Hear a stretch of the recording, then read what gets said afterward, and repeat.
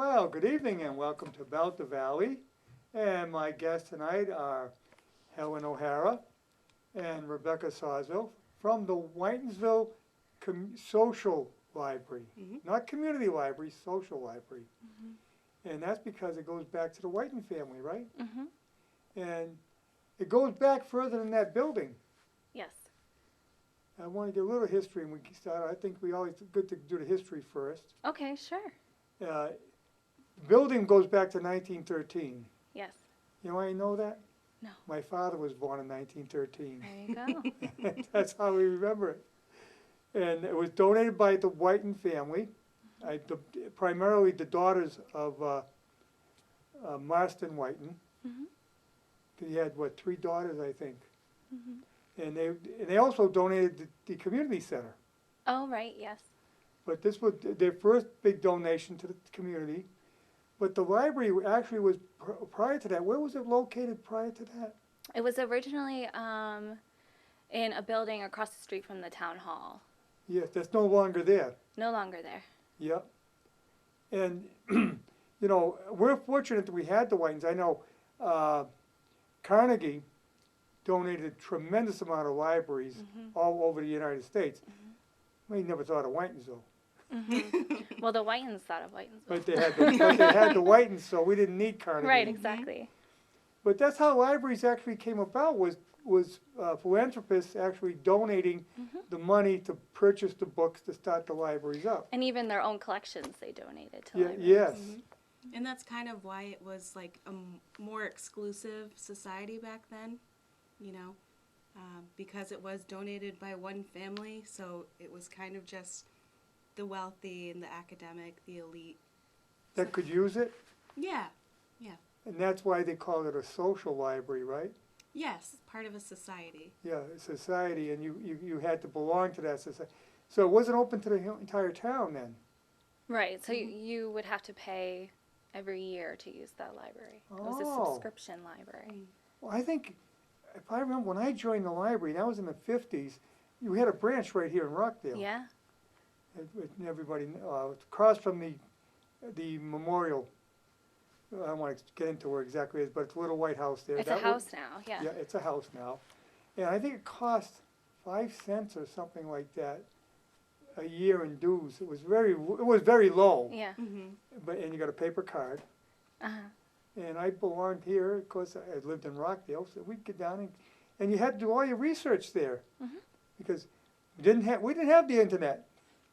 We didn't have a lot of TV. We only had like 4 or 5 TV channels. So now, I mean, you got cable, you got the internet, you got, oh my God. And also, we didn't own an encyclopedia at my house.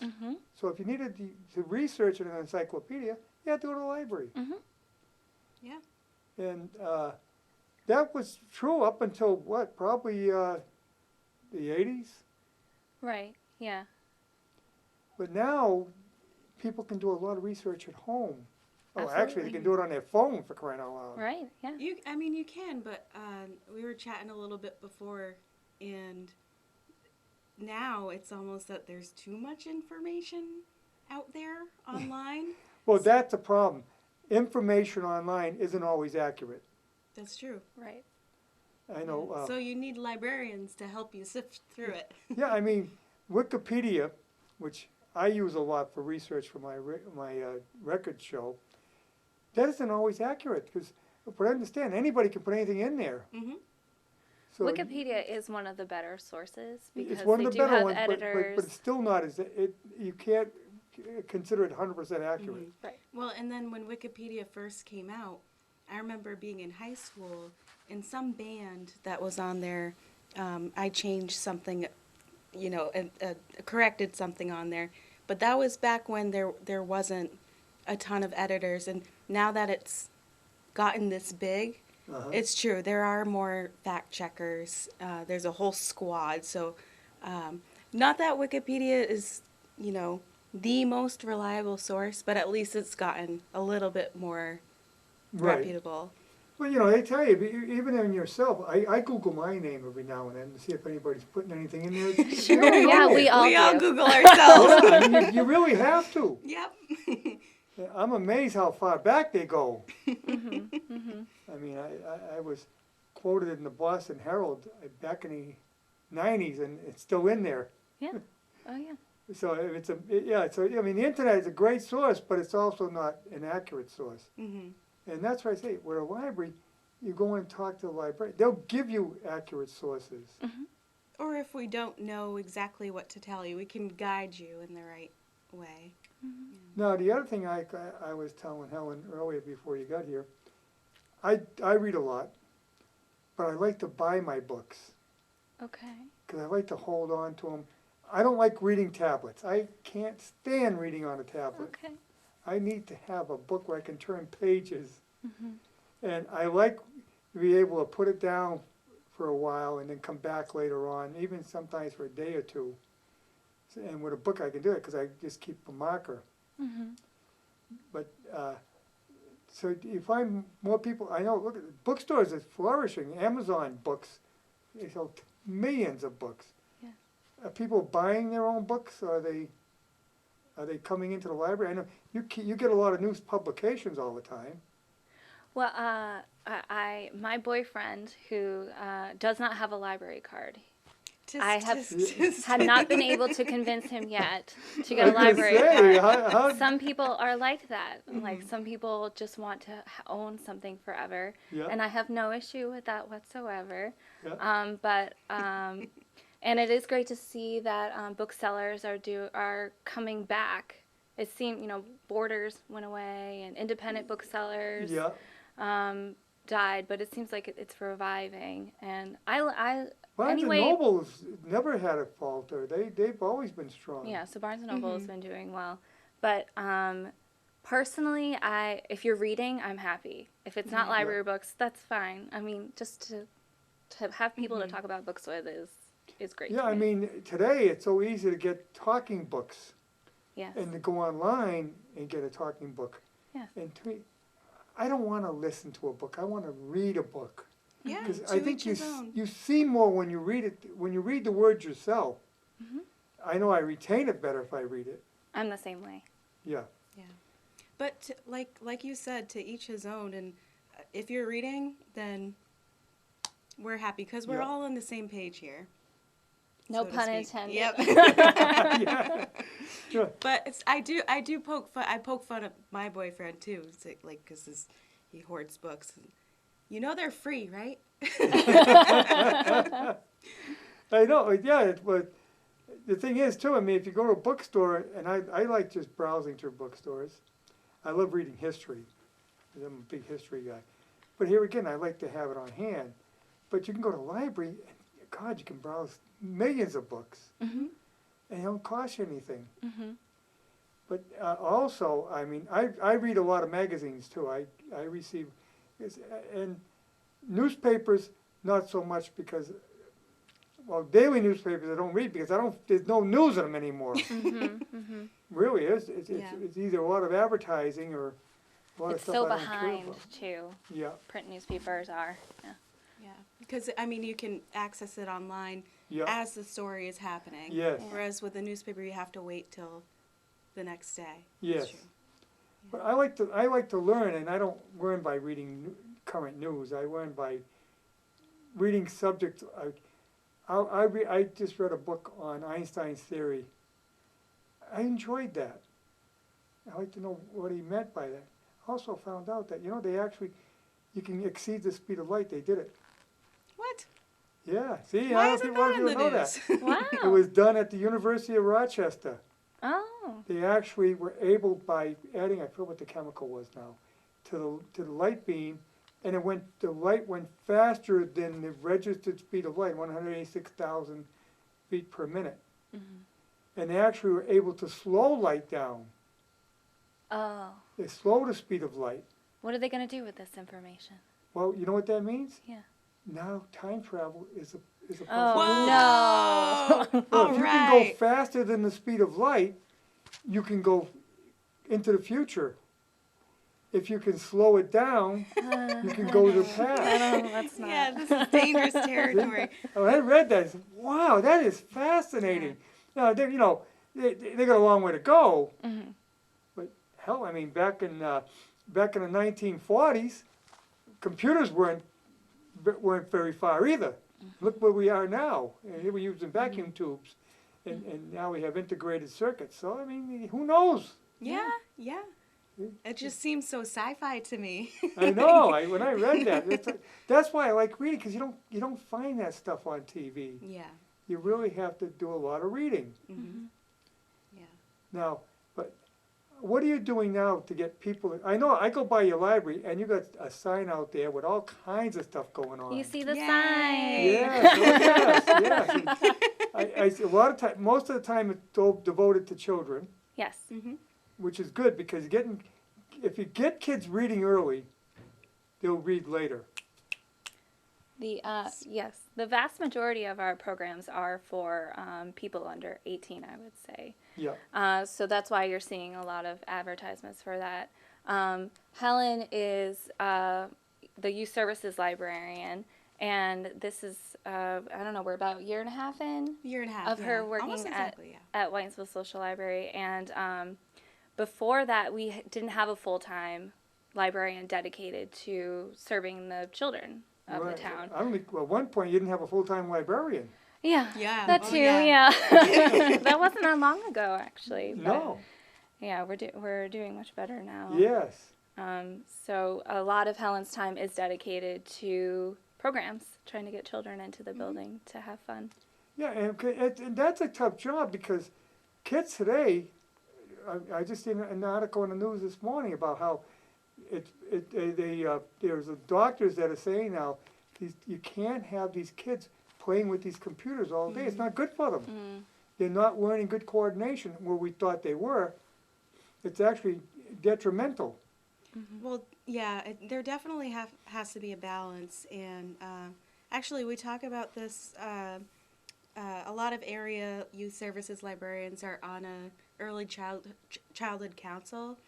So we're talking in our last meeting about how getting them outdoors is really therapeutic, and but I mean, talking about in the library, I mean, with our a lot of middle schoolers come after school and they use our Chromebooks.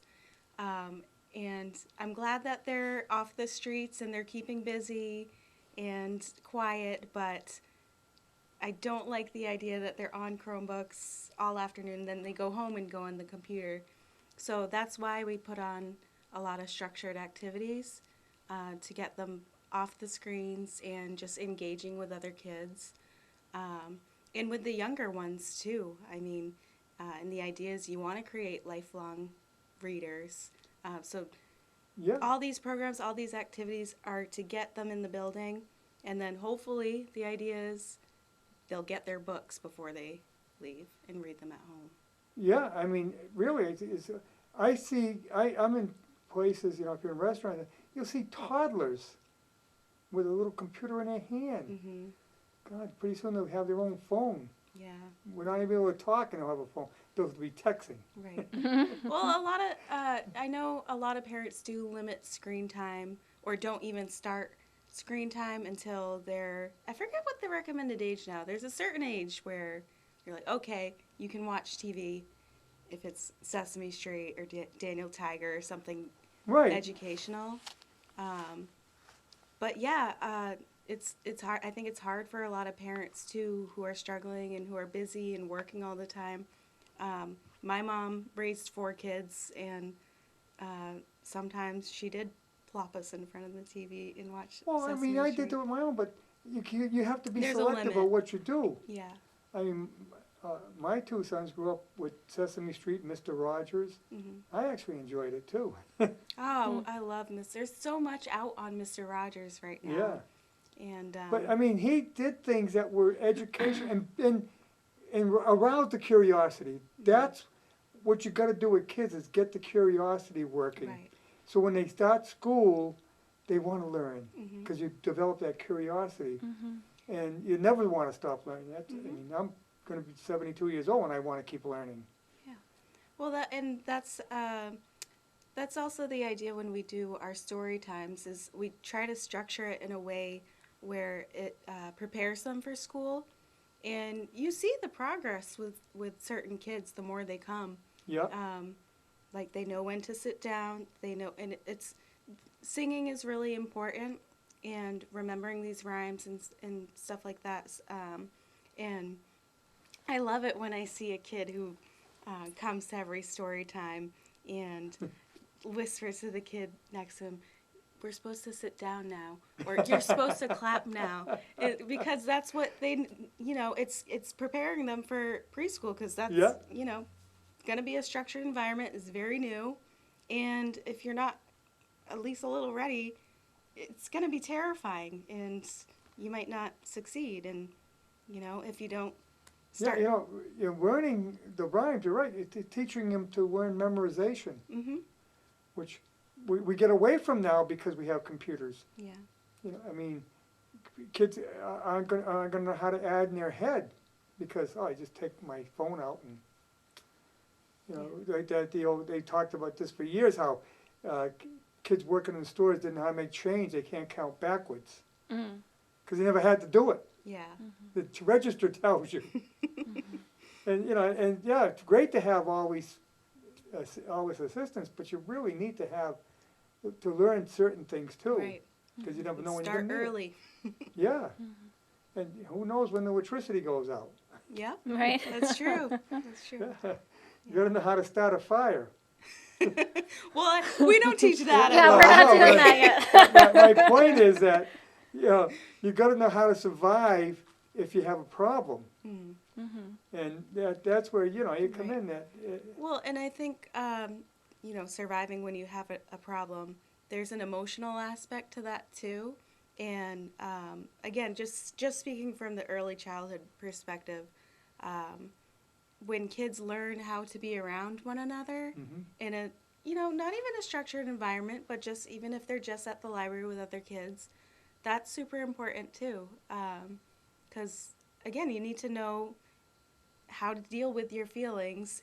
I feel like we're talking about Mr. Rogers, and I feel like I'm talking about him, I'm talking like him now. But yeah, you need to know how to deal with an emotion if you get angry, or if someone is using the toy that you want and you wanted it, and you got like this is an environment where they can practice and learn those you things. teach them social skills. Yeah. Yeah, which is very important. I mean, you have to learn how to get along in the world because you're not the only person. Yep. And we see that. I think there again, social skills are disappearing because we don't communicate. What we do? Communicate by text. I hate that. My wife does it with her sister. Why don't you call and talk? Why do you want to type? I'll talk to you on the phone. I don't need to text you. I do that occasionally. If someone you can't get a hold of them, the only way you can get a hold of them is by texting them. And that sometimes is true because they don't answer the phone. But, I mean, we're turning into an organization. I see people sitting together texting one another. I mean, come on. You never see that? No. Oh, my God. Teenagers will be in a restaurant, and you'll be four of them sitting there, and they all got their phones, and I know they're talking to one another. They're sending memes to each other. Yeah. Or telling secrets, maybe. Yeah. But, I mean, that's not a way we socialize. You gotta relate to one another. But get back to the library. Like I said, I know that when I used to go to the library, I had good reason to get books and things like that. Records, a lot of great records in the library. I picked them up. I picked up my Rod McEwen albums there. I still got them on CD. I convert them over to CD. Neat. And I do it all analog, so I don't have to worry about. I'm not doing it by microphone. It's all connected. Converting everything to digital. I got. But what do you do today now? You rent movies, don't you? Yes, so I actually brought some examples of things that you can borrow from the library. That's right what I here wanted to show, none of but these people in don't this realize bag. they don't. So one of the things, so we have a collection. It's called the Library of Things, and so it's a whole bunch of unconventional sort of items that you could borrow from the library. So this right here is a yoga bag with a yoga mat. You can borrow that from the library? You can borrow this, and there's two. Oh my God! There's two DVDs in here, so if you don't know how to do yoga, you can learn So how. he could come in, get the DVD, get the bag and the yoga mat, The whole thing. the whole thing, and bring it For home. 3 weeks. You could be a pro at it when you bring it back to us. Oh, okay, so you allotted it for 3 weeks. Mm-hmm. Oh, okay. And then we have a whole. I only brought one, but we have a whole assortment of cake pans that you could borrow. Oh my God! And cookie cutters. So say you don't want to buy a whole collection of cookie cutters. It's only for one 160 party. pieces. Yeah, so know. say you need to make a tiered cake. You don't make them all the time. Right. If something comes up, you borrow from the library, clean it up, and bring it back. Yeah, clean it up. Yeah, please. Yeah, Please I know. clean Yeah, it. clean it Yeah, up. you don't want it back with the residue in it. And then we have a large collection of board games. So here's one example. Ah, So we have board games for that's adults an and old one. children, everything in when I between. was, Everything in I between. used to play that when I was in elementary school. Oh yeah, Yeah. this is a goodie. Shoots That's and a ladders. classic. Shoots and Oh, yeah. ladders. Oh yeah. Yeah. And then what else? Did I bring anything else? Is that it? Well, and we also just added hotspots. Oh, Do you know what a hotspot is? no. It's a device you can use to connect to the internet.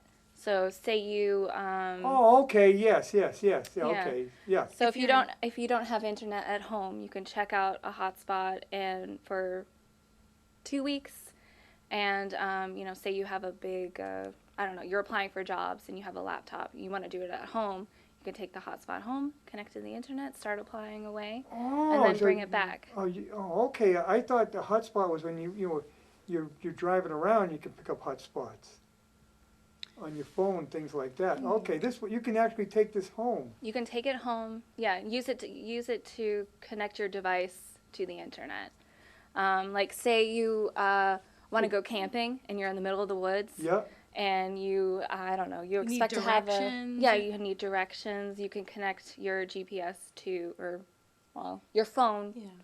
and you're out of range. It's a whole, you can use it to go online. So it's an internet service. Yes, yes. If you live in an area where your internet is spotty, which is in more places than you think, Right. it's not reliable, but you need it for something important. Get a hotspot. And it's wireless. Mm-hmm. Was it a satellite service? Or? We have it through T-Mobile. Oh, okay. Yeah. Those guys would know more about it than I do. Yeah. Right? Oh, isn't that? Yeah. I know I got internet service on my phone, Mm-hmm. and they pick up hotspots. Mm-hmm. But, oh, okay. Well, But what if you don't have a phone that Right. does that? And what Yeah. if you Borrow don't it. want to use up your data? That too Right. can get expensive. Yeah. I always get, no, I don't use it that much. I don't use it that much. I might check email once in a while, but that's about it. I don't really go on. Some people, it's 100%. Absolutely. I know. I mean, I know people that do everything on it. Like, I use my PC and I have a laptop. That's what I do. But I know people that use their phone for all that. But I didn't know you can actually pay, and there's no charge for any of this. No charge unless you lose it or break it. Well, yeah, obviously. Then you're Yeah, in trouble. obviously. Yeah, I mean, if you don't return a book, you can be charged for Exactly. Yeah. it. I mean, Yeah. it's only fair. Yeah. Oh yeah, of course. And is there any fee to join the library? No, not at all. Absolutely not. As long as you live in the state of Massachusetts and you Oh, so you Live in don't a have to be a Northbridge resident. Nope. Nope. We're all connected as part Yes. like as our. I in think our there was a CWR's time when we network. lost that. And right, we got it back. We got it back, yes, which is great. So now you can go to any library in Massachusetts that's a part of the system. So the card that you get from Whitensville Social Library gives you access to 149 libraries in central and western Massachusetts. Wow. But a lot of other libraries in the state, like say you go to the Cape for a month every summer, if Yeah. you're lucky enough like that, some of those libraries will let you get a Yeah. card with them as well. Or you may want to go to Boston Public Library, which has a huge Boston collection. Public Library is essentially the state's public library. Yeah. There are so many resources through the Boston Public Library. I have a little in here in your welcome packet. I have a lot more information about BPL in there for you. Oh. Now, you have stuff available online too, right? Yes. Can you get online books? Yes. Your library card grants you access to the Overdrive collection. A lot of people may be familiar with either Overdrive or Libby. Libby is the app for Overdrive. So you can get ebooks, e-magazines, and e-audiobooks through Overdrive or Libby, depending on what your device is. Oh, wow. Yeah. We tend to find that most patrons feel Libby is easier, but it's an app, and we're in an app world. So, Yeah. But yeah, I mean, you just search for the title you want, or if you don't know what you want, and pick what you want, and it's yours. Oh. You know, the last book I checked out of the library, you're going to love this, Okay. was 1984. Oh. The book 1984. Yes. Yeah. By, I forget his name now. George Orwell. George Orwell. How can I forget George Orwell? And 'cause I went and checked it out in 1984. Oh, you did? Yeah, you got to Yeah. read it in Yeah, 1984. I did. I read it in 1984. I Compare didn't want to and buy it. I contrast, just yeah. wanted to check it out. Yeah. And I did read it. We hadn't gotten there yet. We're there now. And then some. Yeah, Yeah. and then some. It is having a bit of a, in 2016, we kind of came back a bit, 1984, the book, a Yeah. bit of a resurgence. Because the book is coming to reality now. Right. You It's know, required reading in a lot of. Actually, when I was in high school, it was required reading. yeah. So it's kind of in the vernacular now. Yeah. It was one of the summer reading books at It's NHS, I it's think. not an Yeah. easy read. No. Because dealing with something that didn't exist. So it's a little hard to understand how the guy is being watched everywhere you go. This doesn't make any sense. Now it's happening. Now we got cameras everywhere. Right. So, I mean, but at the time, it was a little difficult to understand.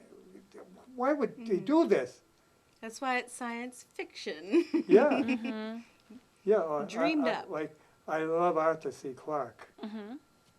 But here, and some of his stuff has come to light, but some hasn't. But, yeah, I'm a big science fiction guy, too. Isaac Asimov. He wrote some great stuff. And some of that's coming to light, too. But I got my favorite book by Isaac Asimov, and I have the book, is his Guide to the Bible. Okay. I found it in a bookstore in the bargain rack. And that was like a $50 book. I got it for like $10. What a bargain. And it's his interpretation of the Bible. Oh, I've never heard of that. It's really good. You Okay. gotta look it up. I will. Yeah, it's really good. I mean, it's a big read because the Bible's thick, and it follows the Bible, but it gives his interpretation, which is a little bit different than what you might think. But it's really good. Sounds good. It's one of my favorite books. Okay. That's good to know. It's I read that. interesting I read it too. twice. How people are reading the Bible in different ways now. Yes.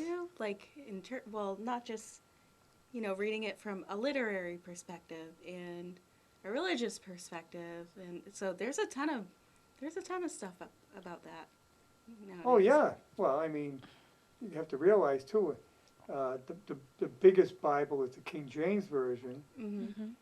That's the and- thickest.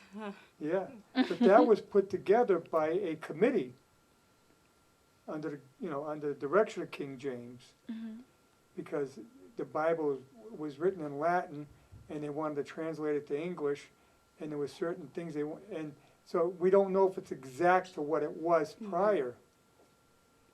But it's cool that they made it accessible, and that's sort of what Right. libraries. What happened to libraries is Well, we as a society we came to the realization that everybody deserves to learn. Well, and that's where grow. we can thank Gutenberg. Yeah. I'm a big fan. Yeah. He wouldn't have books if he hadn't invented the Right, yeah. movable press, right? Yeah. And then books became available. And that's when people started getting educated. Yep. Because prior to that, you had to either be, even the royalty, not all of them were educated. In fact, they talk about how, see, I'm a big history guy. Charlemagne was one of the most educated leaders of his time because he wanted to be, and he tried to educate his people. But a lot of royalty didn't know how to read. And there were people in the priesthood, the brothers and the monks. They wrote the Bibles, they wrote the books, handwritten, Yeah. and they were the educated ones. So, because how could you educate anybody? You had no books to educate them with.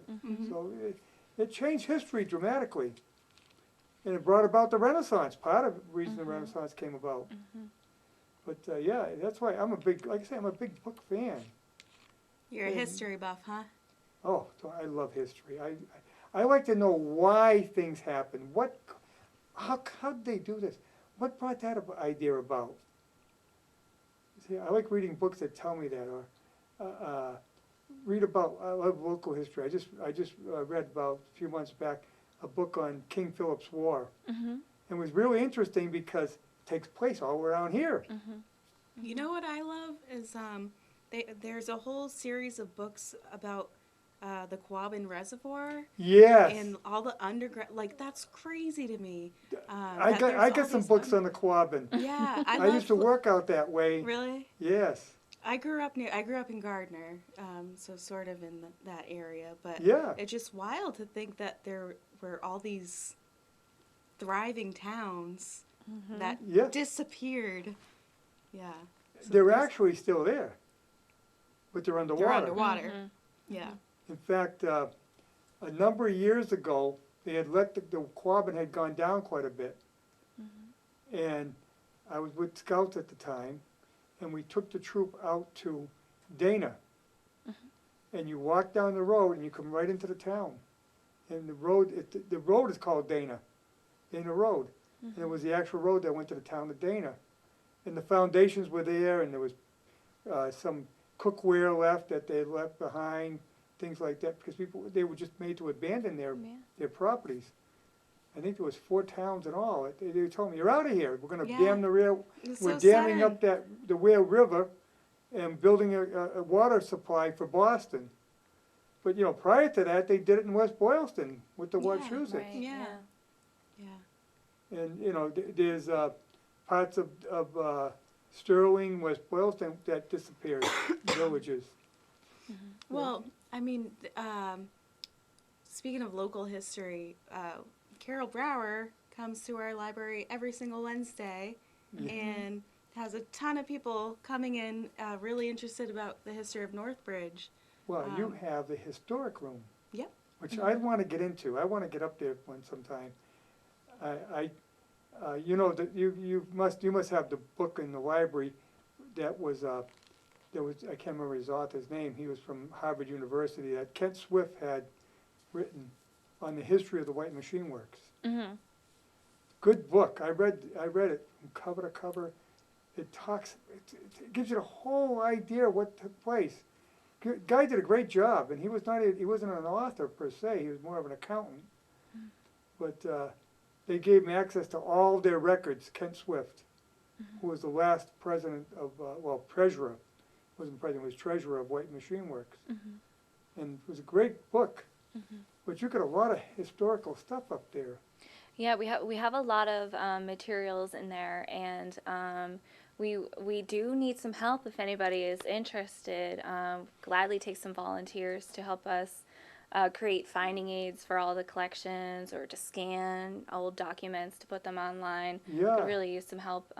We have a lot of we don't even know like some of the treasures that we have in there. And Wow. we need to digitize everything so that it is accessible for folks For who future can't. people, Yeah, for the future generations, but also for people who might not be able to Well, if come it's into the digitized, it's library. easy to find it. Yep. Exactly. Yeah. And you do your research, it's a lot easier to do it on a computer Mm-hmm. and look up than trying to go through all those documents.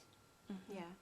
Now, there was a woman who lived in town, and she left, she belonged to the Christian Reformed Church, and she left to go on a missionary movement. I can't remember her name. She wrote a book called Never the Same Again. I don't know if you got that in the library. They were selling it at Baker's. Mm-hmm. I bought it and read it. It was about the Carpenter family in Northbridge. Mm-hmm. They lived on Carpenter Road. Yeah, naturally. It was all fictional, but she did her research at the town clerk's office, and the people in the book actually existed. If you go to the cemetery on Carr Road, Mm-hmm. you'll see their graves. Mm-hmm. Well, anyway, I gave it to my uncle, who has since passed away, and I don't know what happened to it. We never found it again. Mm-hmm. And I can't get a copy. I would love to read that book Really? again. What was it? What was it It's called? called Never the Same Again. I remember the title, but I can't remember her name. What year about, you think? It had to be in the 90s, I would say. Okay. I'll look into it. They were selling it at Baker's department. That's where I bought it, at Baker's. Yeah. It was very, very well done. Might be It's a able to good job. track that down. I'll see if we have it. Yeah. Yeah. Or 'Cause- if we don't have it, maybe Maybe someone find else it. does. Yeah. Yeah, I Yeah. mean, it was. They sold copies in town, so I'm sure somebody's got it somewhere. Someone watching right now might have it Yeah. in their living Yeah. room. And what's good is that you read it and it relates to all these places in town. Yeah. And, one of the characters in the book marries an Irish immigrant who was working on the Blackstone Canal, who there was Irish immigrants who dug it. Mm-hmm. And he is dating her on a Sunday, and where did they go? They went for a picnic at Purgatory. Ooh, that's a good spot. And he thought that was kind of strange, because him being an Irish immigrant, he was Oh. Catholic, and he says, I don't want to go to Purgatory. But, people are, Purgatory didn't get its name from the place that the Catholics believe your soul went to. It got its name because that's what it is. That Purgatory is a gap through rocks. Oh, see, I thought it came okay. from Dante's Inferno. No, I'm mistaken. It's a gap So through it's the rocks. geological. It's a geological gap. Okay. I Okay. thought Purgatory was named after No, the religious And I got belief. that from my own research. I went out to Purgatory and talked to the rangers out there. Yeah, because you got that gap that goes through, Right. Right. and that's what it's called a Purgatory. There's another one in Rhode Island, Yes. but they also relate to it. The reason they relate to some of the relation to is they have things that are named for things like Devil's Coffin, or we call it Fat Man's Squeeze. I think they call it Oh, Fat Man's Misery. Fat Man's Yeah. Misery. Yeah. Lover's Leap. Lover's Leap, and yeah. So they think that helped, but actually it's a geological feature. And there's one in Rhode Island down by the ocean, I forget, down near University of Rhode Island. In Providence. No, further south, heading down toward Connecticut, I think near Charlestown. Kingston. Kingston. It might be I Kingston. think it's Kingston. Yeah. I went to, I did the University of Rhode Island library science program, but it was all online. So I only went to campus once, and it was in Providence, but I believe there's another one in Kingston. Yeah, the main campus is in Kingston. Yeah. Yep. There's a rock there that looks like footprints in it, and supposedly the footprints of the devil is a legend behind that too. That I do all this reading, so I can't remember where I read it, but exactly what it was. But I'm entertained when I'm reading it. Oh, I love old stories like that. Oh like, yeah, I got a lot of books on New England folklore. oh yeah, I love just breezing through short stories like that. Yeah, Yeah. I went to Vermont maybe a month ago, and there's like a haunted bridge there, and The locals just gave it The this covered story. bridge. Yeah. Yeah. Yes, What is I've it? heard Emily's that. Bridge. Yes. And the locals just gave a story to it, but there's really no evidence that anything ever No, happened but I mean, there. it's nice reading this But stuff. it's fun. Yeah. Yeah. People love this. I love it. Like there's a lot of ghost stories in New England. Oh my Oh, God, yeah. So it's many. loaded with them. Mm-hmm. Yeah. Yeah. There was a guy by the name of Snow from Boston he wrote tons of ghost stories on Boston Harbor and all that area. And I can't remember his first name now, but he's long deceased, but he's a ghost now. Yeah. But I got all these books on New England folklore. It's so interesting. I love living in New England because of the history, the folklore. I mean, you ever been up to Salem, New Hampshire, where they have that Mystery Hills? No. I like Salem, Massachusetts. Yeah, That's a Salem spooky can be town. That's a spooky. spooky Oh, town yeah. that I like to go to. No, Mystery Hill is actually it's a place it's in a farm, and a guy owns it's privately owned, but there's a rock altar with a channel on it like blood was drained down it, and there's a rock that's set up like at Stonehenge that. And at the solstice, the sun sets right behind it. Oh, yeah. Yeah, in Salem, New Hampshire, Mystery Hills. Hmm. It's a quite interesting place, privately owned. So And- people and- trespass. And they don't know how to go. Right? Well, no, you can go there. Oh. It's open. Oh, okay. It's open to the public for a fee. But it's more Oh, fun to okay. trespass. Yeah. But I mean, there's a lot of places. You got the Westford Knight. Ever heard of Westford Knight? No. Westford, Mass.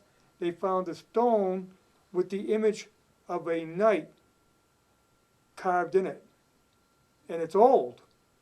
And this is we said that they believe that the Knights Templar actually came to New England, because the Knights Templar was actually King Philip, the French king, tried to destroy them, because he owed them a lot of money. He figured wipe them out, and he actually killed a lot of them. But the Knights Templar supposedly had a lot of treasures from the Middle East when they were fighting in the Crusades, and we're talking the 1200s. And it is believed that they took some of these treasures, and some of them may be even things like the Ark of the Covenant. That's a big one to steal. Yeah. Well, they don't know because they don't know where it is. It's gone. And other things, the chalice that Christ used at the Last Supper, things like that. And they think they found these things in Israel, in Jerusalem when they were there, and they took them back, and then they finally took them across to Ireland, Scotland, Ireland. There's records of it there, residue from that, from what might have happened. But they think it actually ended up here. And they don't know, and they found evidence in Nova Scotia, in New England, of these people being here. Very mysterious, though. And well prior to Columbus, who came, 1492. So, I mean, these are all things, and that's why I love New England, because all this stuff is out there. And, to be discovered. Yeah, definitely. Definitely. Do we have anything like that in Northbridge? Well, the closest we got is King Philip's Cave, Yeah. which is not official. That's out here on Quaker Street. And you ever hear of it? No. Oh, okay. You got it's part of the Blackstone Valley Park. And if you go all the way down Quaker Street and heading toward Uxbridge, there's a place where you can park your car and walk through the woods, and you come out and you got a beautiful view. Oh, Lookout Rock. Lookout Rock. Okay. Down below there is supposedly a cave where King Philip hid out in for a while, but there's no record of it being official. But, it was primarily the Nipmucks around here, but there was no Native Americans, I should say, living in the Northbridge area. They more or less didn't live around. It was not suitable to them in this right area. But Mendon got burnt to the ground in an attack during King Philip's War. Oh, okay. That was in the 1600s. That's before Northbridge broke out. Mm-hmm. But the village of Mendon had been burnt. So there was an attack. Yeah. Not too far. Yeah. Yeah. Yeah. There's Well, been some crazy things happening, but I mean, I love the mystery behind it. Yeah. Yeah. King Philip's Cave there's no evidence, but there might be, so you have to use your imagination. Yeah.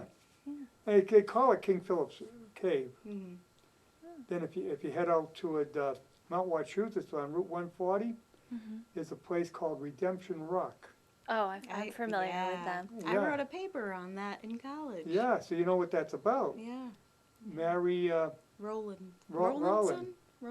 Rowland. Mary Rowland, who was the wife of the minister of Lancaster, and he had gone to Boston to ask for help during the King Philip Wars for some militia to help them to protect Lancaster. It was kind of an outcast community out toward the woods. And by the time he got back, they had attacked, and Mary Rowland had been kidnapped, taken out as far as Canada. Mm-hmm. She was taken captive for almost well over a year, I think. And she wrote a little bit about it. Yeah, And like as you read through it, you kind of understand that she's growing fond of these people. well, she stayed alive by knitting socks for them and things like that, Taking care of the kids. taking care of the kids. But it was a pretty brutal time. Mm-hmm. And then, of course, you heard of Lucy Stone, Yeah. who young girl, I think she was 3 or 4 years old, who disappeared on the side of Mount Wachusett. Oh, yeah. Her family had a farm, and they never found her. Her I mother. forget which side of the mountain that is, but there is a house there, isn't there? That's Yeah, well, the it house. looks haunted. The house, I believe, is still there. And they say that they hear her mother walking through the woods calling her. Because she continually did that. Mm-hmm. So, I mean, New England is such a fascinating place to live in. Mm-hmm. And you can go to the library and find all this information yeah, there are out. books on it. So the Yeah. library is fast. Sometimes people have asked me in the fall when it's spooky and we have our Halloween decorations up, that I've been asked if the library is haunted before. Well, Yeah. you ever think about having... Maybe. I had these ghost hunters on my show here. Oh, which ones? The paranormal bikers. I haven't heard of them. We Oh, had yeah. what were the ones we had? We had Jeff Belanger came Oh, okay, I've heard for of them. Halloween. I love Halloween, so we Yeah. sell it twice a year. Oh. We celebrate it twice a year.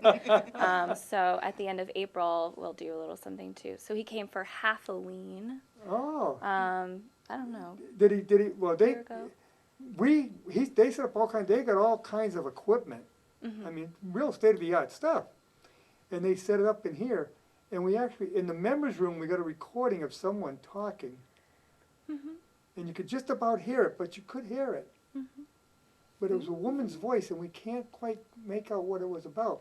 But this goes back prior to the American Legion. This was the baseball field, Mm-hmm. and it was used by the Mill baseball team, Mm-hmm.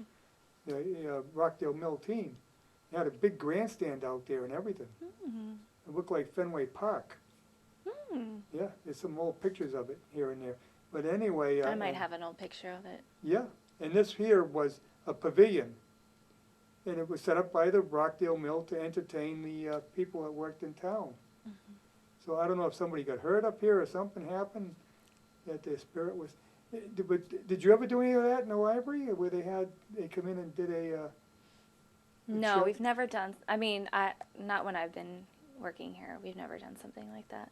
But it would be Yeah, fun. maybe in the Yeah. future. I'm sure there'd be a lot of interest because I got to tell you, it's an experience to go in there because it's such a beautiful job with the woodwork. Yes. that's almost always the first thing that newcomers say. Wow. Wow, Yeah. the No, I mean, woodwork. You couldn't do work like that today. The cost would be prohibitive. No, Mm. no more redwood. Right. Right. But the cost of doing that, the labor. The time. Mm-hmm. Yeah. Oh my Yeah. God, you couldn't afford to do that today. Yeah. It's so beautiful, and it's kept. It's been well kept. Right. We actually we had, oh, I wish I could remember the name of the group. It was Serve, I think. A group of kids from Canada with their church come down to town every year. Yes. And this summer, the only task I gave them was to clean the woodwork, and it took them 2 days, but I had never seen it look so nice before. Wow. Huge difference. Like, you can now notice like the detail and the grain of the wood, and you never really could. Yeah, they did an amazing job. Yeah. And those group of kids were awesome too, because I remember they helped me out with some activities with the kids. They just like dove right in and very hands on. So Now, yeah, do hopefully you we get them have again. authors come in at all? I know I did in the past. I had Howie Carr there, in fact. We actually are having an adult author visiting in the beginning of April, I believe. She's a mystery author, and she's a professor at Worcester State. Dr. Sharon Yang is coming in April, and Helen's had a few children's We've had a authors couple. come in. We had Jason Lefebvre. I can never pronounce his last name, but his workshop was really cool because he's a librarian out in Western Mass, and he walked us through the process of creating a picture book, which is not easy, especially if you don't have money or just a librarian. But yeah, he gave a really fantastic presentation. And then Nathan DePero is a graphic novel writer who came this past summer and did a workshop with the kids showing how to draw cartoons. And he also spoke a little bit about the process. And it's what's really cool to me about these like local authors who, you know, I mean, Nathan DePero, he's an art teacher, so it's not their full-time gig being a writer. And it's really cool to show people that anyone can do this. Yep. Anyone can be a writer. It's extremely hard work, but it can be done. I am amazed. I've had a number of writers on this show from this area, from town. A very good friend of mine, Rodney Lee, I don't know if you know Rod, he writes for the Blackstone Valley Express, and he also has his own online paper called The Rambler, about the city of, it focuses on the city of Worcester. He's written about 4 or 5 books, and they're very good. In fact, I'm in one of them. Cool. Wow. Yeah. But, I mean, and then there's a woman that lives in, I can't remember where she lives now. She writes mystery books. And I've had a couple other women on that. And today, it's pretty easy to get published now because Yeah. you write it on the computer and send it in. Yep. Oh, yeah. And I will add that we do have a local a writers group that meets at the library.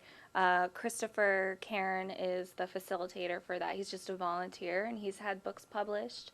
And he is the leader for that group. They meet twice a month at the library. Oh, wow, yeah. So if anyone wants to start writing, they should join that. Yeah. Share your writing, get positive feedback, and Constructive feedback. yeah. We have a young writers group now too, Oh, for kids, with Christine Bouchame, and we do the same thing.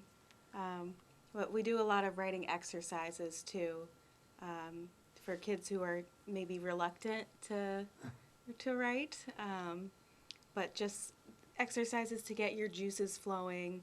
if and you do some read, poetry. you can write. Yes. Yep. I used to write a newspaper column when Rod had a newspaper called the Northbridge Times. And when he told me he was going to do it, I said, Rod, I'll write a column for you. He said, oh, you really want? I said, yeah, I'm not even going to try.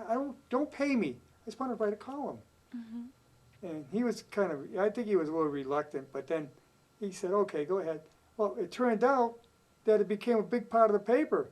And not that I had any special skills, but I just loved to read, and I was able to take and put that onto paper. That's the best way to become a better writer. Just Yeah. read more. The more you it's so read, the simple. better you can write. Yep. That's why reading is so fundamental, because it leads to everything else. So, and In fact, I like doing. Well, I don't know if I have time anymore. I got so many things because I have a radio show as well. So I mean, I'm pretty busy, but yeah, I mean, it's so much fun to do, and nothing's better than reading your own print.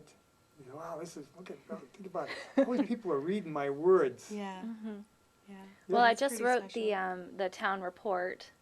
Oh yeah. Yeah, I have to do that every year for the cable advisory. I Yes. have to submit it tomorrow, and I've been doing my work today trying to finish it up. And it is just once I get started. Once you get going, Yeah. it I can just talk about flows. the library Right. forever. Yeah, it just flows once you get going. Yeah. And I think that's important to tell anyone who's an aspiring writer is like, because I have a tendency to just freeze and be like, and edit, and edit, and edit, and this isn't good. But once you get everything out on the page, it spills out, and then you go back and maybe pick some things. But it's a confidence thing. Well, that's the other reason I could write too, is Word. You know, Microsoft Word, because it made sure I spelled everything right, and it takes care of your grammar. So it made it a lot easier. I don't know if I could write without it. Yeah, yeah. But you know, like I said, if you read, it helps to develop ideas, and then you can translate them yourself onto paper. Oh Definitely. yeah, hey, we're gonna be going soon. See how fast that hour went by? Yeah. So, okay, visit these two ladies at the library. You will not be. You'll be glad you did. Believe me, because there's so much. What a great way to spend a winter day. Well, you know, I feel like there's been a surge in attendance, and I think a part of it, especially with parents and their little ones, we're all going stir crazy. So Yeah. if you're like feeling cooped up at the house or lonely, you know, you'll find something to do. Quickly, here. your hours. When are you open? Monday through Thursday, we are open 10 to 8 p.m. Wow, that's a lot of hours. Yeah, it is. On Fridays, we're open 10 to 5, and on Saturdays, we're open 10 to 2. So we're open 51 hours a week. Wow, I mean that's a big jump from years back. It is. Oh, yeah. So you're open every day of the week. Except for every day- Sunday. Sunday. Yeah. Every day but Sunday. Yeah, we get to rest on Sunday. Yeah, well, yeah, you have some time off. No, that is really good. That's a lot of hours. Yeah. So you get a good shot to go, and you're open till 8 o'clock at night. Yeah. Right. Yeah, it On could 4 of fit with them. everybody's schedule, I think. Right. Yeah. If Hopefully. you work 9 to 5, you still have plenty of time to come, get your Yeah. books, do what you need to do. So you have, how much staff have you got now? We have Oh, geez. 9 part-time, Yeah. and 2 Oh. full-time. Oh, okay. Mhm. I'm glad we come back Me from, too. from the Yeah. days of, you know, Well, it's that people are austerity. coming back. You always say, like, you know, we'll see, you know, adults who grew up here and, oh, wow, I haven't been in here since I was a kid. yeah, Like, you can always come back. yeah. Mhm. And, you know, it's amazing what you got there. I mean, and it's not just books. Like we said, you got movies, Mhm. you can get a yoga kit, Mhm. Mhm. And you got come for the events. CDs, so you can get music. We have records. We have vinyl records. Which Yeah. are back now. Yeah, they're back. Yeah, people want to hear. And a record player.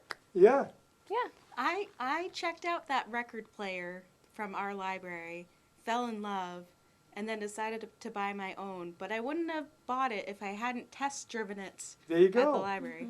And do you take donations? Oh, Yes. Okay. Well, monetary donations, let me specify. Not book donation. We're not taking any book donations right now. Okay.